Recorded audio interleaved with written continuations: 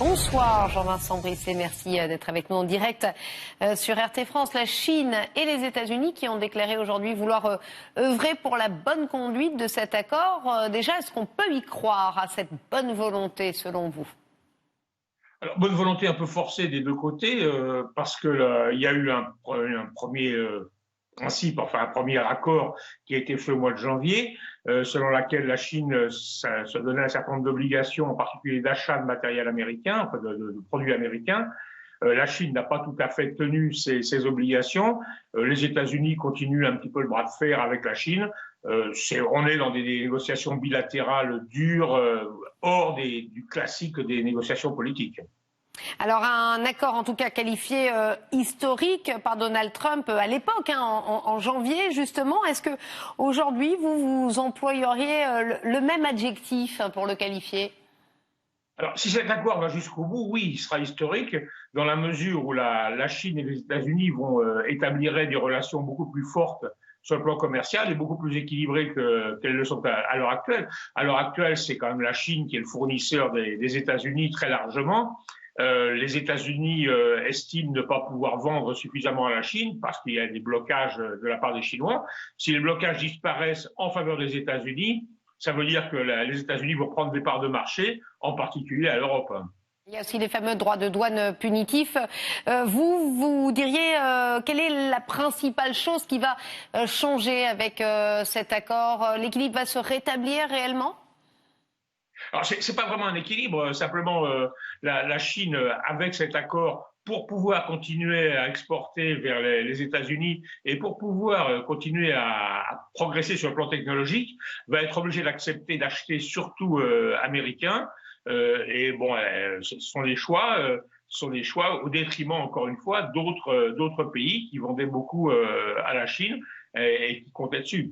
Ça veut dire, à vous entendre, que c'est un accord plutôt gagnant-gagnant entre la Chine et les États-Unis, mais plutôt perdant-perdant pour d'autres pays. Lesquels, par exemple ? L'Europe est particulièrement visée, les agriculteurs européens en particulier, parce que les agriculteurs européens vendaient beaucoup à la Chine. L'Allemagne vendait des voitures et des machines-outils. Enfin, une bonne partie des Européens vendaient de l'outillage et autres pour des sommes extrêmement importantes à la Chine. Et tous ces pays-là vont se retrouver supplantés par des firmes américaines, dont les prix seront peut-être un petit peu différents pour les Chinois, mais en échange de quoi les Chinois pourront continuer à exporter les produits finis en direction des États-Unis. Aujourd'hui, quel est justement le moyen de réponse, de réplique, si j'ose dire, de ces pays européens, la France avec ses agriculteurs, l'Allemagne avec ses vendeurs de voitures ? Alors pour le moment, les moyens qu'on a vus se déployer sont restés au niveau du discours, et je vois mal comment ça pourrait sortir du niveau du discours, parce que les pays européens sont un système de négociation qui est un système de négociation un petit peu classique et qui est complètement dépassé dans le bras de fer homme à homme qui se déroule entre Pékin et Washington. Est-ce que, selon vous, cela peut améliorer les relations entre la Chine et les États-Unis de manière plus politique, ou on reste vraiment dans un cadre purement commercial ? Alors là, je pense que pour le moment, on reste dans un cadre purement commercial et les États-Unis jouent un petit peu la force. Ils jouent la force vis-à-vis de Hong Kong, vous en avez déjà parlé. Ils tentent de jouer la force vis-à-vis de Taïwan. Les rapports des États-Unis avec Taïwan ont évolué très très brutalement dans les derniers jours, simplement, très en faveur de Taïwan. Il ne faut pas oublier non plus que les États-Unis ont des lois qui les obligent à protéger Taïwan et que le concurrent de Trump pour les élections présidentielles promet une politique encore plus dure vis-à-vis de la Chine. Et puis, cette présence américaine permanente au nom de la liberté de circulation en mer de Chine du Sud, c'est quand même quelque chose qui est très très dur pour les Chinois. Alors les promesses de campagne de Donald Trump, on est à peu de temps de l'élection présidentielle, envers les agriculteurs américains, est-ce qu'elles ont pesé selon vous ?